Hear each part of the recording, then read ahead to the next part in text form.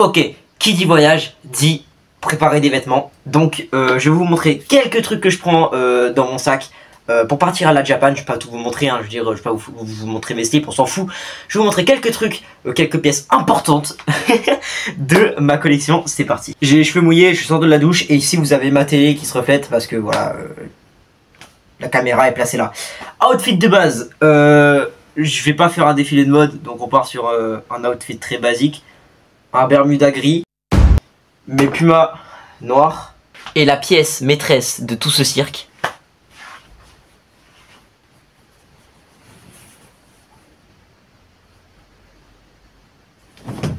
T-shirt One Piece, banger.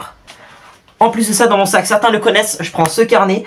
Dessus, enfin dedans, il y a l'île qu'on a fait tous ensemble. D'ailleurs, si vous voulez, dans les commentaires, n'hésitez pas à me mettre des trucs à ajouter à cette île. Vous aurez tous les shorts sur ma page YouTube, sur mon profil YouTube. Ce carnet va me permettre une chose très importante, des autographes. Parce que à la Japan Expo cette année, il y aura Kenji Toon, l'auteur de Épée et Quête, le webtoon, Sleepy C, la dessinatrice de Lecteur Omniscient, mais aussi Versa Rap, Arcane Blaze, et on risque aussi de trouver Trunkizu. Donc tout ça, ça va être pour les autographes. J'ai pris un beau carnet BG. Voilà. Donc, je vous ai montré les choses les plus importantes. Je vais prendre bien sûr quelques mangas de ma collection pour l'avion. Et on se dit à demain matin pour le décollage.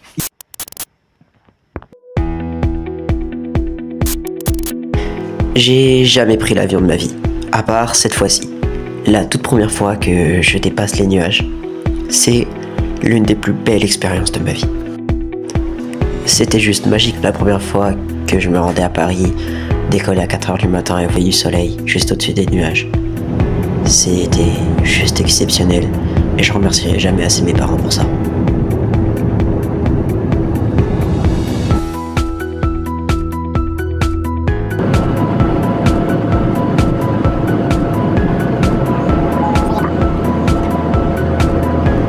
J'ai perdu pas mal de rush de ce séjour parce que vous savez, l'ambiance, on pense pas forcément à filmer. Donc pour compléter, vous aurez parfois des animations et parfois juste des gros plans sur ma tête.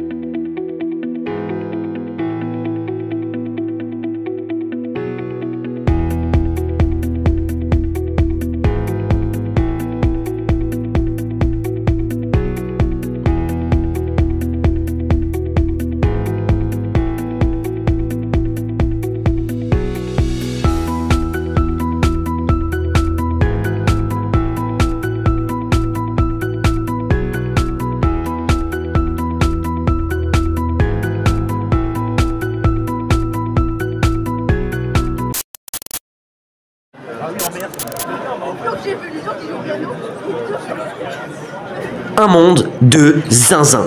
Une queue plus longue que tout ce que j'ai vu de ma vie.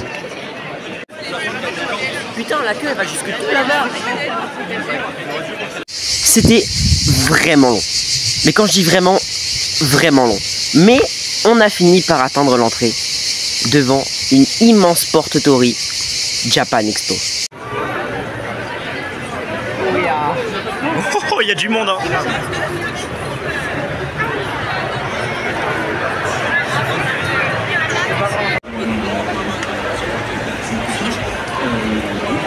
Japan Expo, c'est des tonnes de stands et des tonnes d'activités incroyables.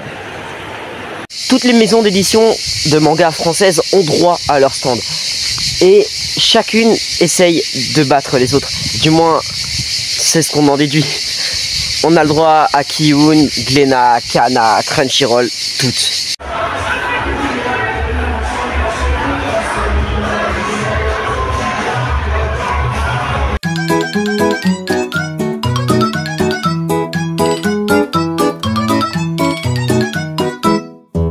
Lors de ce premier jour, j'ai eu la possibilité de participer à 2 des 3 activités proposées par le stand de Crunchyroll. Donc, je vais commencer par vous présenter l'activité One Piece. 30 secondes, arriver à tourner 15 fois le gouvernail. C'était pas si dur, mais l'étape d'après était bien plus compliquée. En 1 minute à peu près, enchaîner le maximum de Gum Gum Rafale. On a aussi eu le droit à une exposition Tokyo Revengers proposée par la maison d'édition Glénat. On a eu des stands Webtoon, on a eu Versin Rap qui a joué sur la scène de Zen Les Zone Zero, les stands Pika, plein de choses à faire. C'était vraiment exceptionnel. Contrairement au premier jour, où j'avais eu la possibilité de rester toute la journée à Japan Expo, le deuxième jour, je n'ai pu rester que jusqu'à midi, car étant donné que c'était la première fois que j'étais à Paris, on comptait se servir de l'après-midi pour visiter la ville et les lieux importants. En arrivant au stand Posca, on a eu une très bonne surprise. Une salle entièrement dans le noir avec des Posca fluorescents.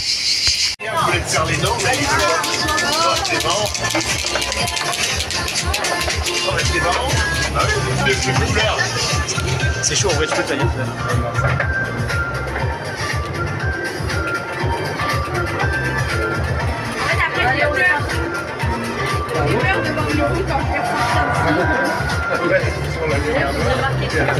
C'est sûr, il y a des bulles.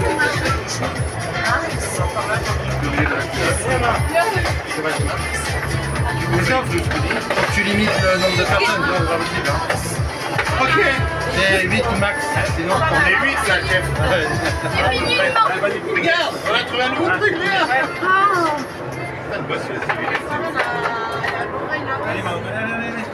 En gros, tu dis que j'ai foutu le bordel dans la box. Hein? Tu dis que j'ai foutu le bordel dans la box. Même pour les gens. Je vais vous demander de patienter un petit peu, ça se libère un peu.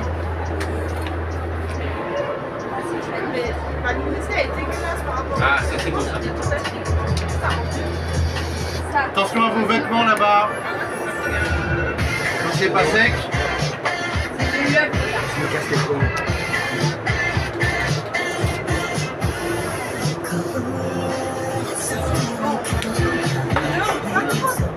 Je suis en train de chercher à répondre, à réussir une chasse au trésor. Il faut chercher dans des stands, des énigmes et des tampons. Et comme ça après on a des cadeaux. Voilà. Mais vas-y, ils changent tous les jours, c'est la merde. Lorsqu'on avait tenté de finir cette chasse au trésor le premier jour, on l'a fini vers 17h30. Et pour participer au tirage au sort et tenter de gagner des cadeaux, il faut terminer la chasse au trésor avant 17h. Donc c'était trop tard et le lendemain on s'est dit avec mon frère qu'on allait tenter de recommencer ou alors de redonner nos réponses de la veille. Sauf que comme j'ai dit, ça change tous les jours. Alors on a dû recommencer toute la chasse au trésor pour arriver à se qualifier avant 17h. Vers 11h on avait réussi. Sauf que comme je vous l'ai dit, on devait partir à midi 13h. Et le tirage au sort était à 17h. Donc on ne saura jamais si on a gagné le tirage au sort de cette chasse au trésor. Oui, il est immense ce couloir. Je crois qu'il permet de relier 2 halls. Comme l'a dit Hagrid, il faut suivre le tapis jaune.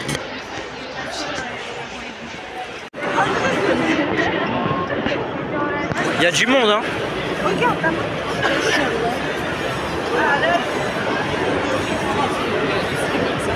On va au stand de Crunchyroll. Et vers là-bas, je crois. Juste à gauche, vous pouvez apercevoir le stand de Demon Slayer et là-bas, le stand de Pika. C'est les seules images que vous aurez de ces stands dans ma vidéo.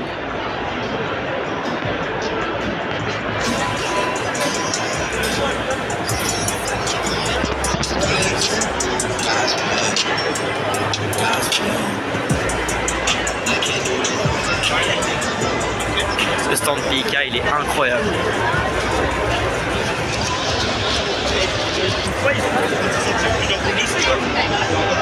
Ça marche comme ça.